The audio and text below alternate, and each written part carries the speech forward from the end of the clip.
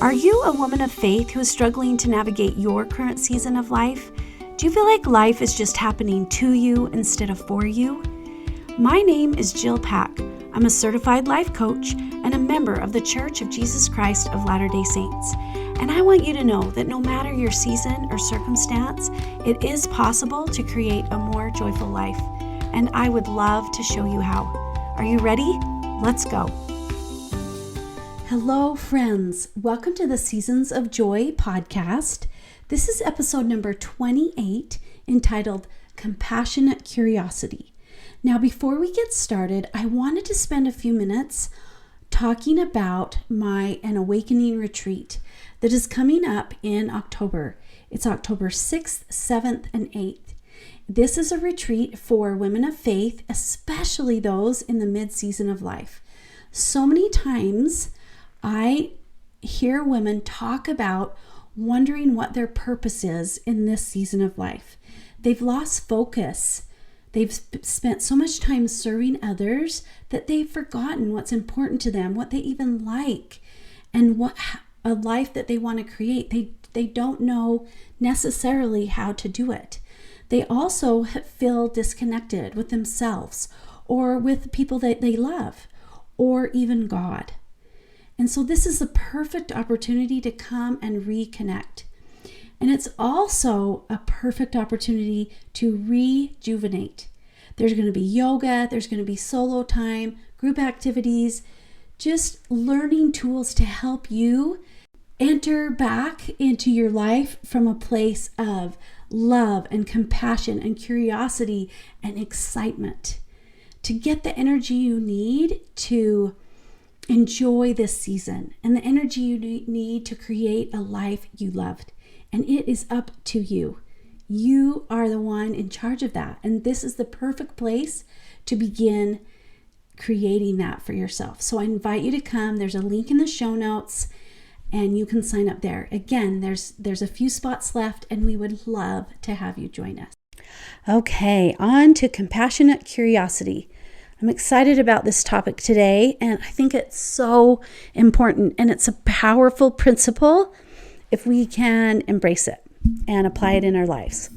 So over the last few weeks, I have been talking about the self-awareness piece to creating wanted change in your life or to creating a life you love, right? Self-awareness is so important, and we also talked about the season of discovery, right? So we discover the stories we're telling ourselves. We become self-aware of what's going on for us, what we're choosing, right? That helps us move into creating something we love, right? Creating from a place of compassionate curiosity and also focusing only on what we can control. That allows us to move to something different in our life, creating something better for ourselves. Now, the things we can control, the things you can control, right, are yourself, your thoughts, your emotions, who you want to be and how you want to show up in the world, what you want to put out into the world, and ultimately your experience.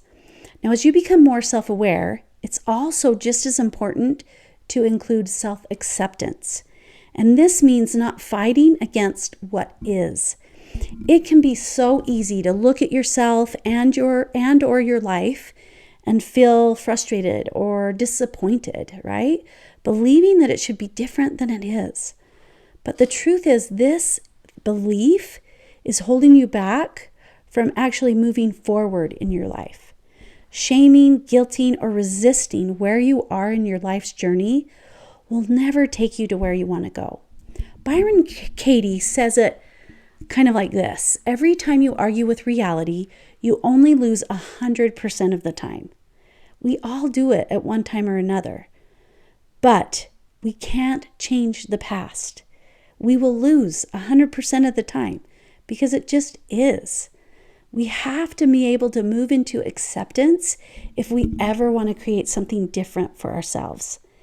Uncovering what you've been choosing to believe by default from a place of compassionate curiosity and then taking responsibility for it without shaming yourself or blaming yourself while loving yourself through the process is what actually creates wanted change, creating powerful progress.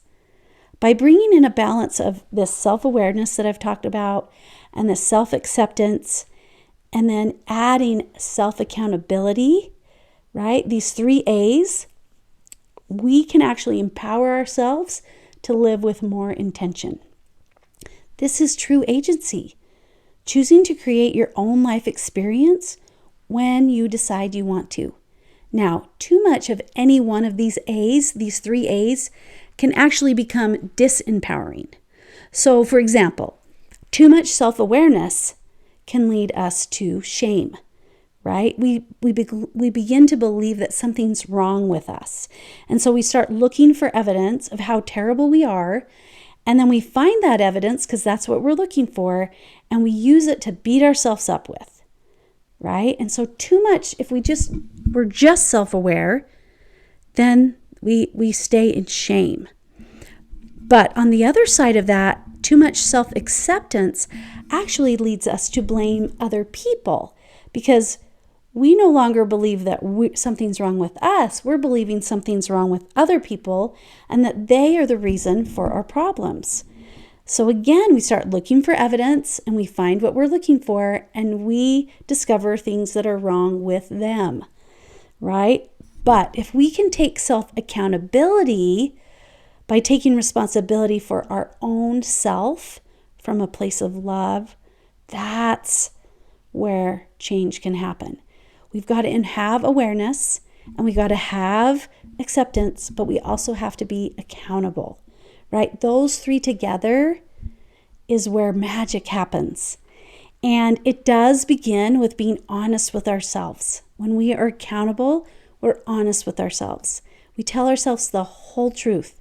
And the whole truth is we are human beings having a human experience with human brains, right? And this life that we're in is full of contrasts and opposition. We're going to experience positive and negative emotions. We're going to stumble. We're going to fall. We're going to goof up, but we're also going to be happy and we're going to experience joy, right? If we allow the full human experience it can help us grow and become our best selves. So, not getting it right all the time is the whole truth. We're not always going to get it right, and it's okay, right? The goal is to strive for our divine potential. It isn't about perfection. It's about progress. And as we apply these 3 A's, awareness, acceptance, and accountability, progress can be made. So I want to shift a little bit, and we have been talking about compassionate curiosity, awareness, acceptance, and accountability, right? All those things that we've been talking about applying to ourselves don't just apply to ourselves. This work begins there. It begins with ourselves, but it doesn't end there. When we become more aware of ourselves, right, and accepting of ourselves and accountable for ourselves, we actually empower ourselves to do the same for others. So we can apply all of this to our relationships in our lives. It's so easy to see how other people are doing things wrong or how they should be different. It's easy to resist how people are. It's easy to believe that they are the reason for our problems. It's easy to believe that our emotions are created by other people and by the things they do. And we create this idea or this picture in our mind of how someone else should behave, like our husbands, our friends, our bosses, right? Or we have this idea of what our fathers, our mothers, brothers, or sisters should be doing. But most of the time, we don't even realize we're doing this. We gather all these ideas of how people should be by observing and watching the people around us, or we take things from our past, from our families, from the media, the movies, right? Teachers, friends, and even our religious beliefs. And we gather all this information, and then we create in our mind instructions for how everyone else should behave, and even ourselves, right? But the problems with this is that when people don't comply with the instructions that we use, that we have collected, right? We've collected these instructions, but when people don't comply with them, we use that as a reason to not be happy or to feel frustrated or to feel angry. We believe that something's wrong with the other person or with our life because they are doing what we think they should not be doing. We resist and we push against the things outside of our control, which oftentimes is the people in our life. Many coaches call these sets of instructions that we have for people manuals. And most of the time, these manuals are not small. Actually, they're quite large. They're big and they're thick and there's lots of pages full of how people should behave, right? Think of the last appliance that you purchased. When you first bought it and the company came in and they installed it, you probably got an instruction manual that they gave you, right? And it showed you how to operate that appliance. It tells you how to clean it, take care of it. It tells you how to troubleshoot it. But when it comes to manuals that we have for the people in our lives, we actually don't tell them about those manuals that we have. We just believe that they should already know and understand what is in our manuals. Even when we do share information or we make a request of someone, we allow their behavior to control our emotional lives. We believe that if they would behave differently, then we could feel better, right? Or that we could be happy. But it is so important to understand that we are responsible for our own emotions, which is the best news ever. Because when we try to delegate this to other people, we create problems for ourselves. And this can cause disconnection and distance in our relationships. The best thing we can do is throw out the manuals that we have for other people, to just get rid of them. Now, in the beginning, it might just be pulling out a few pages here or there, but we've just got to get rid of them. Sometimes I get pushback from people when it comes to parenting or having employees, right? Because it is true, we have a responsibility for those people in some way. But we can set expectations without having a manual. There is a difference. When we have manuals, our emotions are tied to them, right? Expectations are one thing, manuals are another. So, for example, I can have an expectation, right, that my teenage daughter is going to come home before midnight, and I can hold her accountable to that expectation. But if I choose to get frustrated or angry when she comes home late, that tells me I have a manual that says my teenage daughter should do what I expect her to do. However, sometimes our teenagers don't do what we ask of them, right? So it isn't even true. We can drop the manual. I can keep the expectation of my teenage daughter, but I don't have to be upset when she doesn't follow it. This is such a better and more peaceful way to live. When we can let go of the manuals we have for people, it allows us to show up with compassionate curiosity. So just like the work you do with yourself, you can ask yourself questions with this curiosity in your relationships with other people, right? So what could be going on for that other person? Why does it make sense that they did or said the thing they said or did, right? What are some reasons that they could have had for showing up the way they did? What are some of the reasons? And then how do you want to feel? What looks most like love for everyone in the story, including yourself? How would your life be different if you allowed people to be themselves? Again, I can't stress enough, it's not about not having expectations. It's about believing that someone should meet those expectations. And then when they don't, you hand your happiness over and say, here, take this, you're in charge, and then you suffer emotionally. There's a big difference in pain versus suffering. It isn't that you're never going to feel a negative emotion, such as disappointment or frustration. It's going to happen, right? When an expectation isn't met, you might feel those things, and it's okay. You're human. You're not a robot.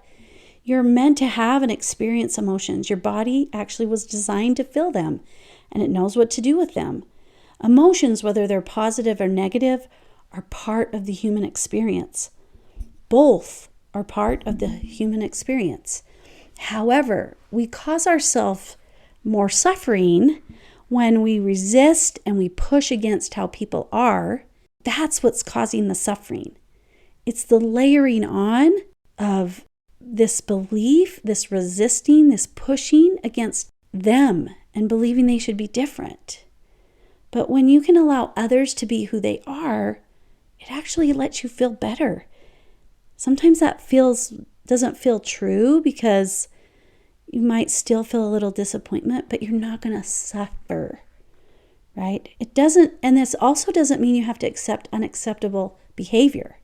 You may want to set up a boundary or leave a relationship that's unhealthy or harmful, but you don't have to give the responsibility for your feelings to others. When you take responsibility for yourself, you get to feel and experience what you want on your own terms, no matter what the other person chooses to say or do. And from that place, you can better access compassionate curiosity because you're not stuck in this blaming of others. You get to focus on who you want to be. And love for everyone in the story, including for yourself, is 100% possible, and it feels so much better. When you can drop the manuals, you can actually invite the Spirit into your story and the Savior into your story. He will meet you where you are and as you are in your story. Now, it doesn't mean He's going to leave you that way. He wants more for you. He is the one that knows your potential perfectly, and He can help you get to places that you didn't even know were possible. Become more than you ever imagined. He's the one who is perfectly compassionate and perfectly loving, and He will be your guide. He will be your teacher. What better course of study in the classroom of life on love and compassion than we have in our relationships with other people? That's the perfect classroom to learn those things, because they're going to stretch us and refine us if we will let them. But it begins with compassionate curiosity. Now, I've spent a lot of time discovering the manuals I have written for other people in my life. There have been many, and I still have some, but they're getting smaller. One of the manuals I have is for my husband, and it's definitely gotten smaller over the years, and I've thrown out many pages, and I love him dearly, and he is the Phyllis Phil that ever was, and I love him for that. And he loves all kinds of sports, and I've mentioned that before, right? Every sport, especially if it has a ball. And I have this memory of when I was using a manual against him. And he didn't know the manual. I just expected him to know the manual, right? I remember when we were first married, we'd come in from church and he'd turn the TV on right when we got home. And we had this little TV that sat on the counter by the back door as we would come in through the kitchen. And he would flick it on because he wanted to catch the game or something. And this was before the DVR, which, can I just say here that was the best invention and maybe save our marriage. And I say that in jest, I'm teasing, but I say that also because it was a real strain in our marriage. I hated the sound of the crowd at the sporting event on TV. I would hear it and I would just cringe, and I believed that my husband shouldn't watch that show right then. We'd just gotten home from church, for heaven's sakes, and this isn't what good Latter-day Saints did. We're supposed to come home and continue feeling the Spirit, and we needed to do Sunday activities, and we needed to keep the Sabbath day holy. So of course, I would feel frustrated and angry, and then I would complain, get mad, and give him the silent treatment. And you can imagine that went over really well. It really invited the Spirit into our home, and it was the perfect Sunday activity that really fostered Sabbath day observance. I was not being compassionate or curious. I was being judgmental.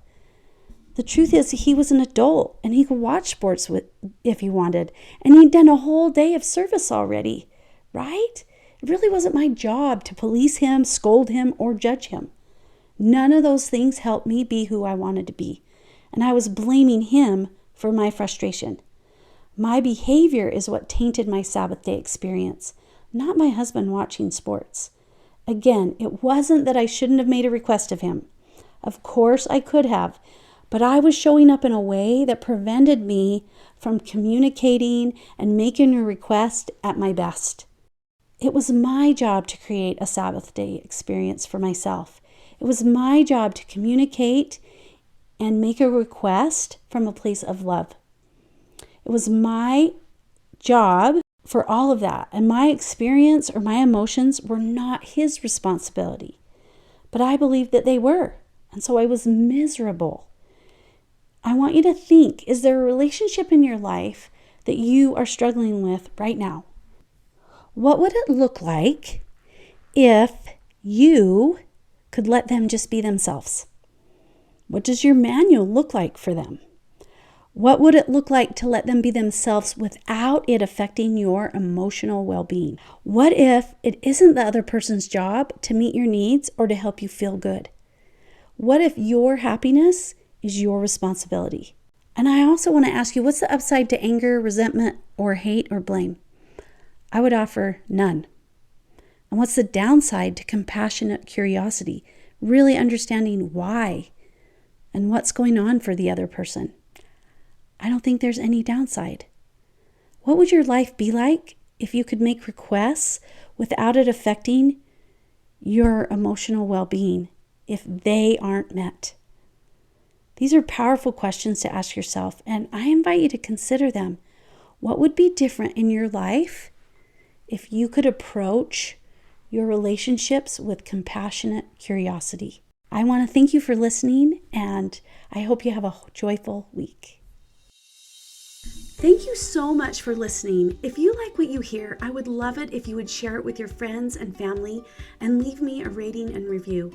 If you'd like to learn more about what life coaching is, please schedule a free discovery call with me where we can work together through something that's causing you a problem. Just go to my website, seasons-coaching.com, and you can also find information about my Seasons of Joy one-on-one coaching program and my Seasons of Joy community. Have a joyful week, and I'll see you next time.